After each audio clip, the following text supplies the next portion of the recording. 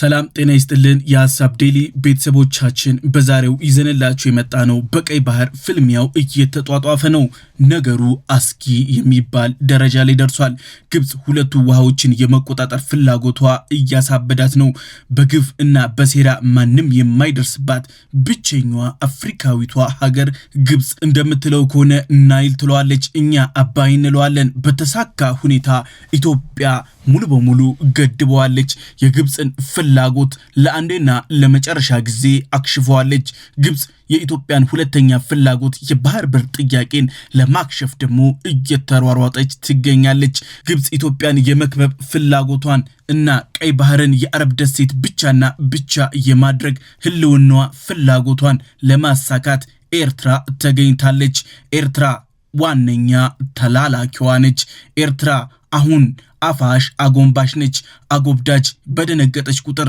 የጡት እናቷ ጋር ካይሮ የምትሮጥ ነች እቺ ሚዳቆ በአስመራ ተቀምጣለች ሸዋሚዋ ደግሞ ከመጀመሪያ መስራቿ ግብጽና ግብጽ ነች ግብጽ ወደ መሰረተችው ኤርትራ ገብታለች ሴራ እየተጎነጎነ ነው Cairo and Asmara have joined hands to boost regional trade by linking their ports on the Red Sea.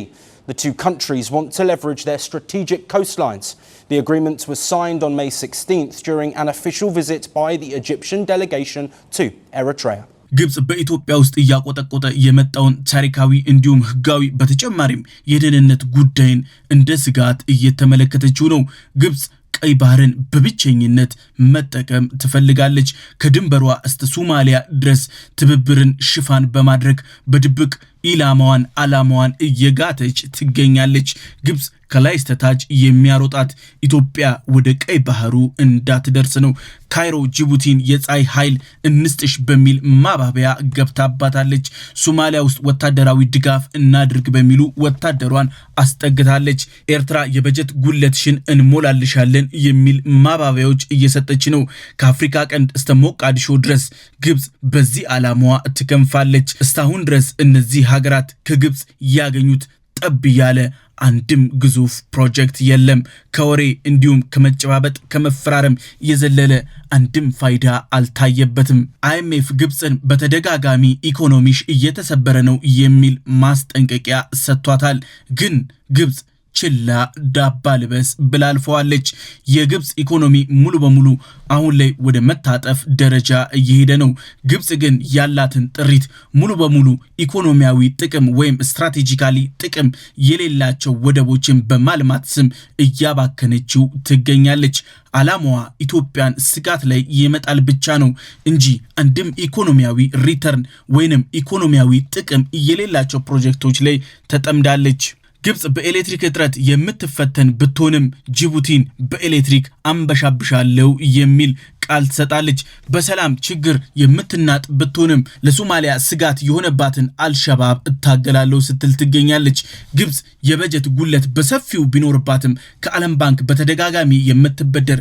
ከአረቡ ሀገራትም እመልሳለሁ ብላ ምላ ተገዝታ የበጀት ጉለቷን የምትሞላ ቢሆንም የኤርትራን በጀት አስተካክላለው የሚሉ ማማለያዎችን በተደጋጋሚ ይዛ ትከሰታለች ግብጽ በሱዳን ጦርነት ውስጥ ተሳታፊ ናት በኢትዮጵያ ውስጥ ባንዳዎችን በመደገፍም ተሰማርታለች በሶማሊያ ውስጥም የሶማሌ ላንድን ሉዓላዊነት ጥያቄ ለመደፍጠጥ በሞቃዲሾ ወታደሮቿን በስፋት አስፍራለች ግብጽ የቀጠናው እብዱሻ ይሏታል ዝም ብለው አይደለም እውነት አለው እዚህም እዛም ችግር የመፍጠር አባዜ ውስጥ ወድቃለች ግብጽ ተካፍለው መብላት ያልቻሉ ኃይሎችን ሀገር ተካፍለው እንዲኖሩ በሰፊው የምትጥር ሀገር ነች ከግብጽ ውጪ በአፍሪካ ቀንድ አንድም ርባና ያለው ተገዳዳሪ ሀገር እንዳይኖር የምትሰራ ነች ግብጽ በበላይነትና በብቸኝነት ሙሉ በሙሉ ቀይ ባህርን ከመግቢያው እስከ መውጫው ድረስ መቆጣጠር ትፈልጋለች ከቀይ ባህር መግቢያ እስከ መውጫ ትናንሽ መንግስታት እንጂ አቅም ያለው ሀገረ መንግስት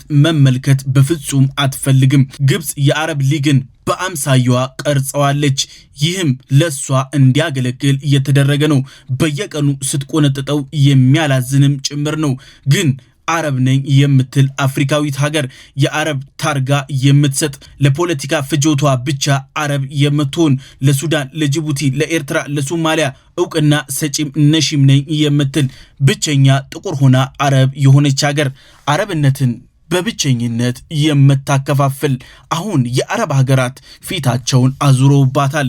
እንደ ድሮ አብረዋት እያላዘኑ አይደሉም። ግማሹ ነቅቷል። እንደ ዩኤኢ ያሉ ሀገራት አረብ ሊግን አቅመቢስ ደካማ ስንደበደብ ስንቀጠቀጥ በኢራን ተደጋጋሚ ጥቃት ሲደርስብን አንድም መግለጫ አንድም ተቃውሞ ያላቀረበ እየተባለ ነው። በዚህም የተነሳ የአረቡ ሀገር እየተከፋፈለ ነው። አረብ ሊግ እውነት የማን ነው የሚል ጥያቄ በሰፊው ነጥሮ እየወጣ ይገኛል። ካይሮና አስመራ በቀይ ባህር ያሉ ወደቦችን ለማስተሳሰር የንግድ ስምምነት ፈርመናል ብለው አሳውቀዋል። ሁለቱም አዛይና ታዛይ ሀገራት ስትራቴጂያዊ የሆኑ የባህር ዳርቻዎችን ለመጠበቅ የሚል የዳቦ ስም የተሰጠውን ፊርማ ፈርመዋል። On the occasion, the two countries signed an agreement on marine transport for developing cooperation in the sector, with a view to contributing to the development of international shipping on the basis of the principles of freedom of navigation. በሴራ የታጀበው ስምምነት የተፈረመው ሜይ 16 ላይ ነው። ኤርትራ ጌቶቿን ተቀብላለች። የግብጽ ልኡካንን አሁን በአስመራ እየተመላለሱ እየተርመሰመሱ ነው። Well, the delegation included Egyptian Foreign Minister Badr Abdelati, the transport minister, and CEOs of companies in the transport, energy and mining sectors. They met with Eritrean President Isaias Afwerki in the capital Asmara. ይፋዊ የሥራ ጉብኝት የሚል ታርጋ ተለጥፎበታል። ግን ውስጡ የግብጽ እጅ በሱዳን ለማበርታት የሚደረግ ሂደት ነው። የሻቢያ ወታደሮች በካርቱም ከትመዋል። አጀንዳ ሰጪዋ ግብጽ ዲፕሎማሲያዊ ሽፋን በመስጠት አሁን የጦር ስልት እየነደፉ ይገኛሉ። በአስመራ ከወራት በፊት የሻቢያው አዛውንት መሪ ፖርት ሱዳን በከፍተኛ ወታደራዊ ጥበቃ ገብተው ወጥተው ነበር። እጅግ ተሳቀው እጅግ ፈርተው ገባ ወጣ ብለው ነበር። ለሱዳን ወታደራዊ ድጋፍ ለማድረግ አቅደው ሲመክሩ ነበር። ወታደራዊ ስትራቴጂካዊ አካሄድንም ሲከተሉ ነበር። እሳቸው በሱዳን ጦርነት ውስጥ ሙሉ በሙሉ ተዘፍቀውበታል። የሱዳንን ጦርነት ደግሞ የምትመራው ስትራቴጂስቷ አሁንም ግብጽ ነች። አስፈጻሚዋ ደግሞ ሻቢያ ነው። ሱዳን የደም መሬት ሆኗል። የኤርትራ ወደቦች ህገወጥ በሆነ መንገድ እየተገኙ ናቸው። የተሰረቀውን ህጋዊ የማስመሰል ስራ አሁን በግብጽ እየተሰራ ነው። ጥያቄ ያለበት ወደቦችን የመቆጣጠር ሂደት በግብጽ ተጀምሯል። ግብጽ የሌባ ተቀባይ እየሆነች ነው። እጅግ አሳፋሪ የሆነውን ሴራ ዓለም እያያት እየተገበረችው ትገኛለች። የግብጽ የውጭ ጉዳይ ሚኒስቴር በድር አብድላቲ፣ የግብጽ ትራንስፖርት ሚኒስቴር በኢነርጂ በትራንስፖርት በማዕድን ዘርፍ ላይ የተሰማሩ አካላት ተሰባስበው ኤርትራ ገብተዋል። ነጋዴዎቹ የሱዳን ወርቅ እንጂ የኤርትራ ድንጋይ አላማለላቸውም። ጨዋታው የሱዳንን ሀገርነት ህልውና ለአንዴና ለመጨረሻ ጊዜ መበጣጥስ ነው። በመጀመሪያ ሱዳንን ለሁለት ከፈሏት። አሁን ደግሞ እንደገና ለሁለት ሱዳንን አራት የማድረግ ሂደት ተጀምሯል። ይህ ሙሉ በሙሉ የግብጽ ሴራ ነው። ግብጽ በቀጠናው ከሷ ውጪ ልዕለ ኃያል እንዳይኖር የማድረግ እንቅስቃሴዋ ነው። በአፍሪካ እጅግ አዛውንት የተባሉ በወንበራቸው ላይ ለመሞት የቆረጡ አፍሪካዊ ሰሜን ኮሪያን እየፈጠሩ የሚመሩ ኤርትራን ከሚመሩት መሪ ጋር በአስመራ እየመከሩ ይገኛሉ። ይህንን እጅግ ፍጹም አምባገነን አናርኪስት የሆነውን መሪ የምትደግፈው ግብጽ አሁን በአስመራ ከትማለች። በድር አብድላቲ በሁለቱ ሀገራት በኩል ያለው ታሪካዊ ግንኙነት አንስተው ሲወያዩ ነበር። እውነታ አላቸው። ሻቢያን ተገንጣይ ማኒፌስቶ ጽፎ የሰጠው የግብጽ ወታደራዊ ኃይል ነው። ይህ ኃይል አሁን በሰፊው እየገባ እየሰራ ይገኛል። ማኒፌስቶ ተቀርጾ የተሰጠው ሻቢያ በቀይ ባህር በኩል የኮንትሮባንድ ጦር መሳሪያ ስትልክ ስታስታጥቅ የነበረችው ግብጽ አሁን ሰምሮላት አስመራ ላይ ተገናኝተዋል። ኤርትራ ስትመሰረት ሻቢያ ግንጠላውን በቡትሮስ በኩል አሳክቶታል። ግብጽ በወኪሏ በኩል አሳክቷለች። መለስ መርቆ የሰጠውን ሀገር ኢሳያስ የዘረፈውን ግብጽ ዓለም አቀፋዊ ዕውቅና እንዲያገኝ ሪፈረንደም በሚል ስም አሳክታለታለች። አሁን ደግሞ ሌላ አጀንዳዋን ለማሳካት እየሄደች ነው። ሱዳንን ሙሉ በሙሉ ለአንዴና ለመጨረሻ ጊዜ የማጥፋት ሴራ። ይህንን ሴራ አዛውንቶቹ ተሰብስበው እየመከሩበት ነው። በድር አብድላቲ መልእክታቸውን፣ ዓላማቸውን፣ ኢላማቸውን ግልጽ አድርገዋል። እሳቸው እንዳሉት ከሆነ ቀይ ባህር ደህንነቱ መጠበቅ ያለበት ዳርቻ ላይ ባሉ ሀገራት ብቻ ነው። ከዛ ውጪ ያሉ ሀገራት በፍጹም ወደ ቀይ ባህር ጉዳይ ውስጥ መግባት የለባቸውም ብሏል።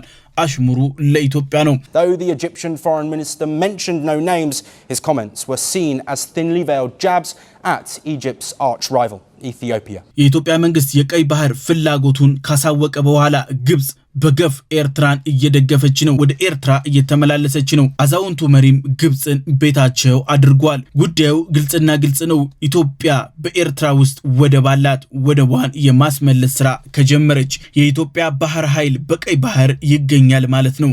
ይህ ማለት ግብጽ የምትፈራው ተገዳዳሪ አቅም በቀይ ባህር ይኖራል እንደማለት ነው። የብቻ ደሴትም ህልም ሆኖ ብቻ ይቀራል እንደማለትም ጭምር ነው።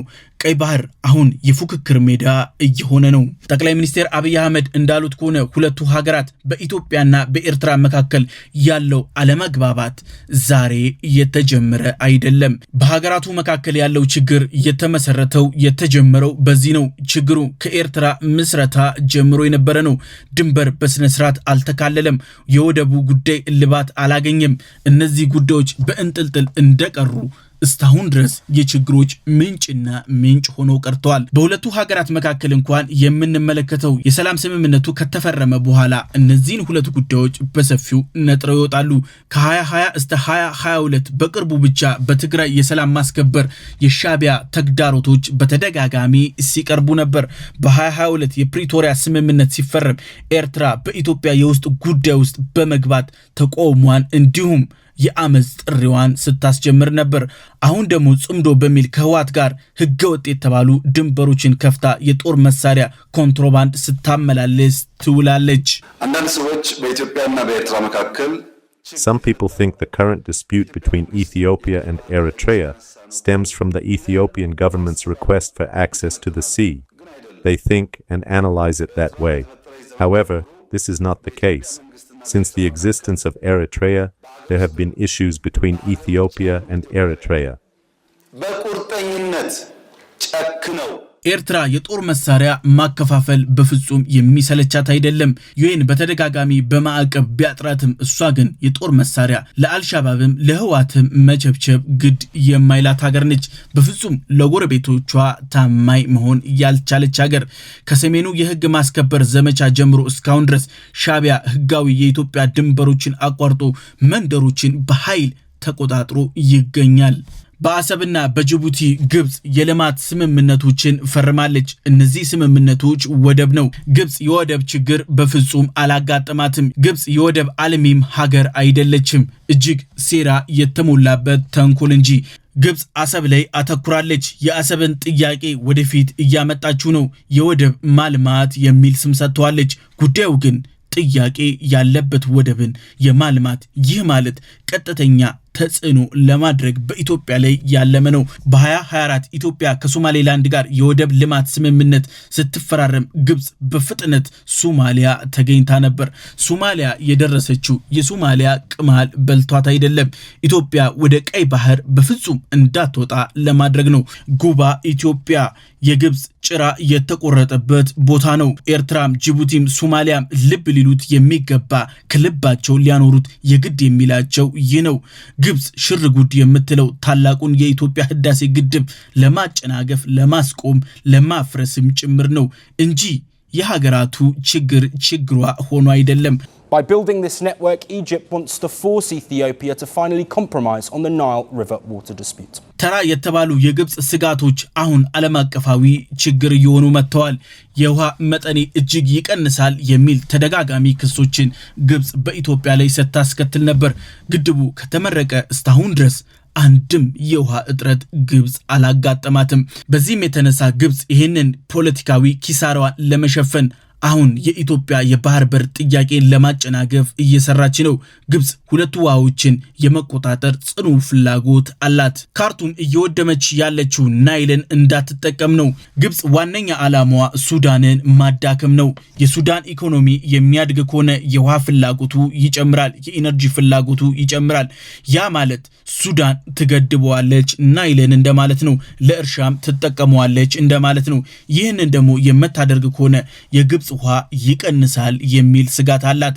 አሁን ካርቱም እየወደመች ያለችበት ዋነኛ ምክንያት ናይል ነው እንጂ የሁለቱ ጄኔራሎች ጉዳይ አይደለም። ግብጽ ህወሓት ላይ ኢንቨስት ያደረገችው ብዙም እየተሳካላት አይደለም። አሁን በሱዳን የለኮሰችውን ጦርነት ወደ ኢትዮጵያ የማስጠጋት ዓላማ ይዛ እየተንቀሳቀሰች ነው።